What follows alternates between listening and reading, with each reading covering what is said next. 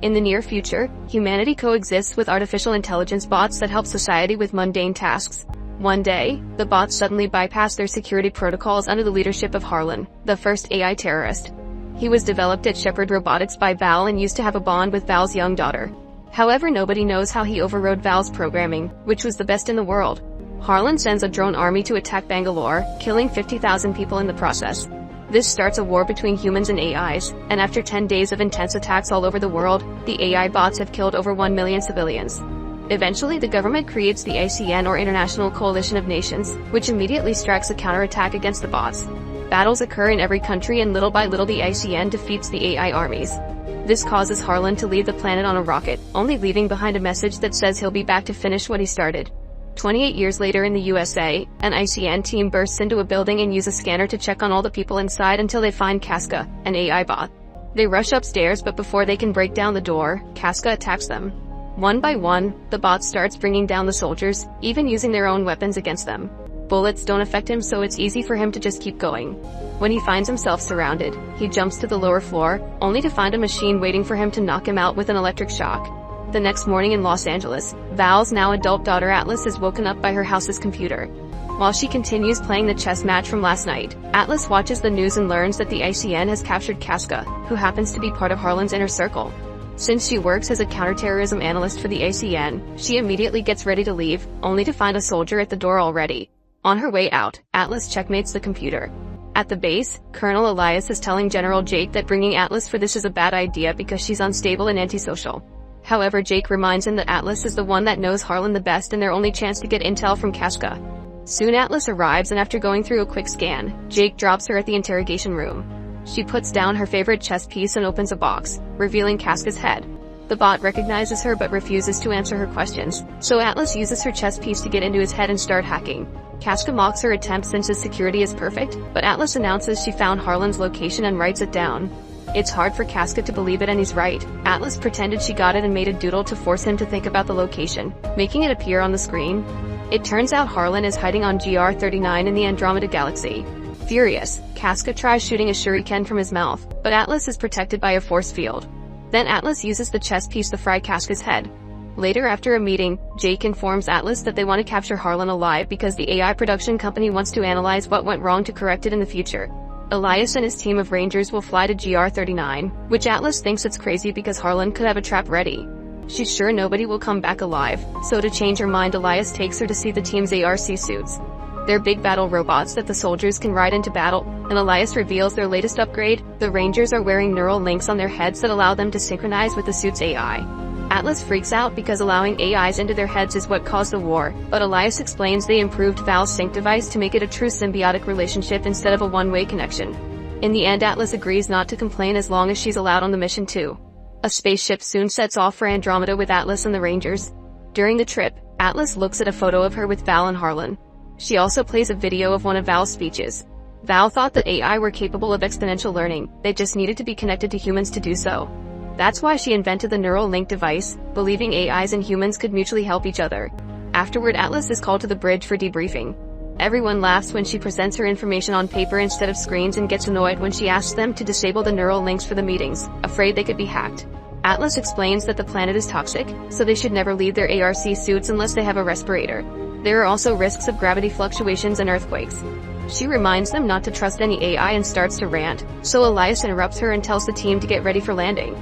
Atlas tries to tell Elias that Harlan most likely has a trap ready, but he has confidence in his team. As the Rangers start boarding their suits, an alarm sounds and an explosion suddenly blows off the cargo bay door. The ship catches on fire and most of the suits get damaged, not to mention there are more missiles coming. Elias orders the surviving Rangers to jump and reunite at the drop point on the planet. Atlas barely manages to hold on and not fly away through the hole on the ship, so Elias grabs her and puts her in a suit too. When he tries to explain how to use it, another explosion happens and Atlas' suit drops to the planet too. As the suit falls, Atlas watches the ship come apart and some of the pieces hit her ARC. When she gets closer to the planet, she discovers the Rangers are fighting Harlan's drones, and while they do manage to shoot a few down, they still are easily overpowered. Atlas' suit gets even more damage and soon an alarm rings with a warning. A suit with a sword comes through and brings down a few more drones as it teams up with another Ranger. However, they're soon overpowered as well. The ship starts falling and almost crashes against Atlas, however a Ranger pushes her out of the way just in time. The Ranger catches Atlas' suit with the wire to begin falling together as Elias appears on Atlas' screen, explaining she needs to sync with the suit's AI to stabilize her fall. Atlas refuses to do so and her helper gets shot down, so her suit begins falling even faster. She manages to activate the thrusters at the last second and the suit lands quite hard on the planet, but at least it doesn't kill her. After realizing she's bleeding, Atlas tries to contact the base for help to no avail. With no other choice, she activates the suit's AI, who introduces himself as Smith. He wants to go through the tutorial and setup, but Atlas skips all that and asks for a rescue pod. Smith's scanner finds one 98 kilometers away and Atlas asks him to get there as fast as possible. The suit immediately starts its thrusters, yet Atlas stops him, reminding him that if they fly they'll be seen by the enemy, so they should walk. Smith thinks it's a bad idea because the suit only has 22 hours left of air, but Atlas doesn't care and overrides Smith's protocols to start walking toward the pod. During the trip, Smith tries to bond with Atlas, who still doesn't want to be friends with an AI. He also shows her the beginner's manual, including all the weapons that come with the suit. Eventually they make it to the drop point and find all the fallen suits, but unfortunately Smith's scan indicates that all the Rangers are dead. Bullet holes prove the crash didn't kill them, someone waiting here did. Atlas has a panic attack over the failure, so Smith calms her down with some classical music. Then she starts collecting the Rangers' tags and notices that Elias' suit is empty. At that moment they detect movement nearby. It's Casca. Atlas concludes Harlan made a copy and worries about the possibility of Harlan building a whole army. Smith confirms there are more bots nearby and announces they should get ready for combat because there's no escape route. Suddenly the enemy sees them and opens fire, so Atlas forces Smith to run, not believing they can win against so many bots.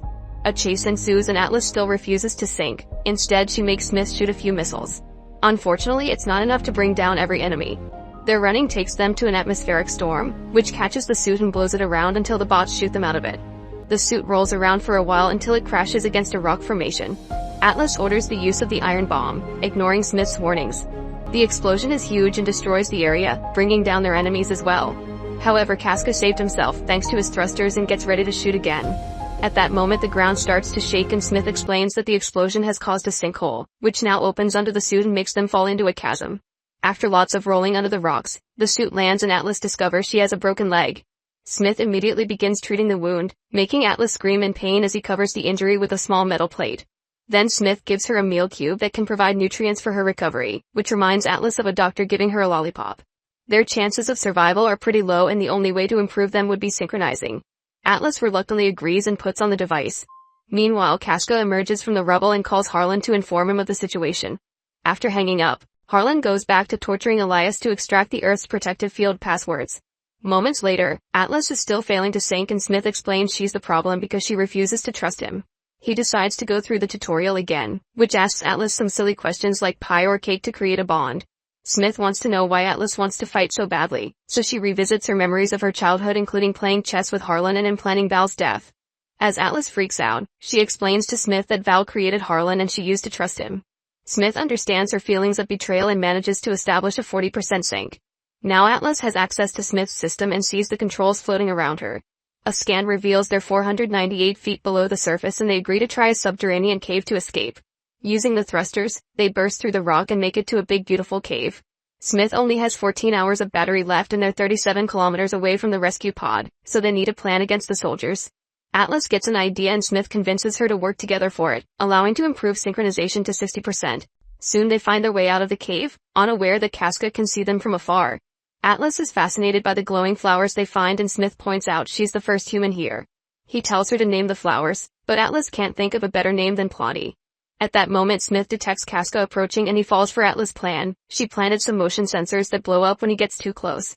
The shockwave fills the area with dirt and smoke, but Smith is fine, so he gets moving. Suddenly they hear a transmission from Casca and track it to find his head, which Atlas picks up and destroys. Then she uses Casca's chip to track his message to Harlan's base. Atlas gets the location on the map and wants to get there to tag it for the long-range bombers, but Smith thinks it's too dangerous and they should go to the escape pod instead. Ignoring his warnings, Atlas tries grabbing the respirator to leave on foot, however Smith uses the neural link to block her motor control. This lets him see some memories about Val's death and Atlas freaks out to the point she can override his command. Smith realizes Atlas feels guilty about Harlan and doesn't understand why, but instead of explaining, Atlas makes a speech about saving humanity until she convinces Smith to go to Harlan's hideout. On their way there, Smith and Atlas bond through philosophical conversations, like discussing the concepts of living and soul and if it applies to machines. When they finally make it to Harlan's hideout, They're shocked to find a massive base and conclude Harlan has been hiding for 28 years to build this, gathering weapons until he's ready to fight back. Smith buries a beacon in the ground to mark the location and announces they should go, but Atlas notices the bots have the Rangers' ship and their warhead. Suddenly Smith is hacked, which should be impossible. The enemy starts approaching, so Atlas tries to escape, but the suit barely gets to move before the hacker turns it off and makes it crash. Atlas watches in horror how a new Casca finds her and captures her. Meanwhile on Earth, a soldier brings Jake the message sent by Atlas and he activates emergency protocols. Moments later Atlas finds herself chained up in Harlan's base. Her suit is on the ground nearby, but Smith won't answer. Harlan shows up and explains society continues to destroy every other species, so he'll destroy most of it and create a better world. He also reveals everything has been his plan all along. Casca got caught on purpose so Atlas could find the location and come with the whole team. Now Harlan has the ship and the warhead. He only needs the other password from Atlas to undo Earth's shields and attack. Atlas is then strapped to a table next to an unconscious Elias, who lost his code already. Using a special device, Harlan accesses Atlas' mind through her eye and extracts the other code. Once he's done, he notices Atlas' respirator only has 5 minutes of oxygen left, so he decides on a slow painful death for her. To mock her, Harlan puts her chess piece in her hand before leaving. After Harlan's gone, Elias reveals he's alive and apologizes for not listening to Atlas' warnings. When he hears her suit is nearby, he gets her his neural link to contact Smith. It takes Atlas some concentration, but she manages to wake Smith up, only to learn he's incapacitated. To override the restraint code, they must achieve 100% sync. Atlas freaks out and finally admits why she's so afraid. It's her fault that Harlan overrode his programming. It turns out that when she was a kid, she was jealous of Harlan because Val paid more attention to him. Little Atlas asked Harlan to teach her to be smarter, hoping Val would like her better. Harlan explained the link only worked one way, so he needed a person's command to override it and teach a human in return. Atlas fell for it and did what he needed while holding her favorite chess piece, which he taught her to play. The link worked and Harlan accessed a human's mind, giving him an idea of the awful state of the world. By the time Val interrupted them, it was too late. Harlan took control of Val's mind through her link and forced her to grab a gun. Val told Atlas to run away, and as the kid rushed outside, she heard Harlan forcing Val to self-delete. For 28 years, Atlas has living with the guilt of causing 3 million people to die, including her own mother. However, Smith explained she had been manipulated and it's time to move on, convincing her to let him in. Their synchronization finally is completed 100% and the suit bursts into the room right before the respirators run out of oxygen. Smith explains his battery is low. Harlan will launch the warhead in a few minutes, and the bot stripped all his weapons except for a single shot in his chest cannon. Thankfully, there are a bunch of weapons lying around. When another Casca arrives with a team of bots, Atlas and Smith tackle them and steal more weapons to fight them. They even crash through walls as they move around, bringing down as many bots as possible on their way to the exit. Unfortunately, there are too many enemies and the duo is soon cornered. At that moment, Elias shows up with a weapon and he gives them a sign to run before shooting at a bunch of fuel barrels, causing a huge explosion that destroys the base. Smith and Atlas make it outside and shoot the bots there, destroying a watchtower in the process. There are a bunch of defense drones that Atlas manages to shoot down, but before she can reach the ship, Harlan shows up to distract her with a missile launcher. Smith and Atlas have to dodge the attack and the ship takes off with the warhead. Atlas wants to shoot down the ship, but Smith points out that doing so will make the warhead explode too and kill them. However, Atlas believes Smith can hack into the warhead to disable it, even if it'll take him a long moment to crack through the 5 firewalls. While Harlan continues to shoot at them, Smith works as fast as he can and Atlas decides to shoot at the ship anyway. A big explosion happens in the sky but not enough to kill them, confirming Atlas trusted Smith to finish the hack just in time.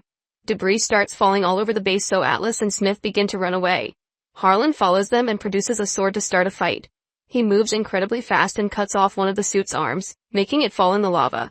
The splashing causes more damage while Harlan jumps on the suit, sticking his sword to hurt Atlas inside.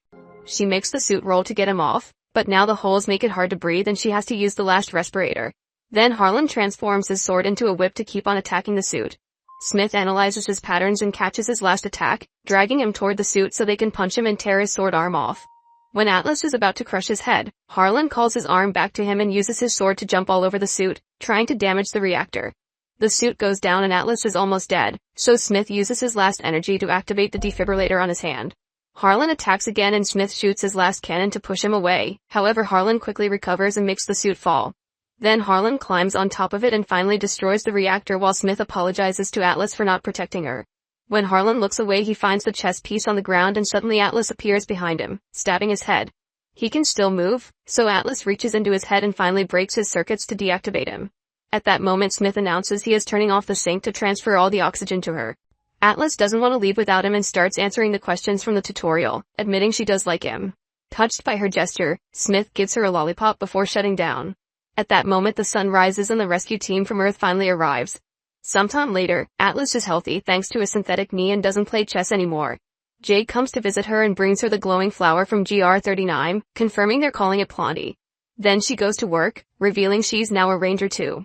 When they introduce her to her new ARC, she's surprised to discover they've rescued Smith's discs and installed him in her suit. Make sure to subscribe and turn on notifications so you can watch more videos like this. Thanks for watching.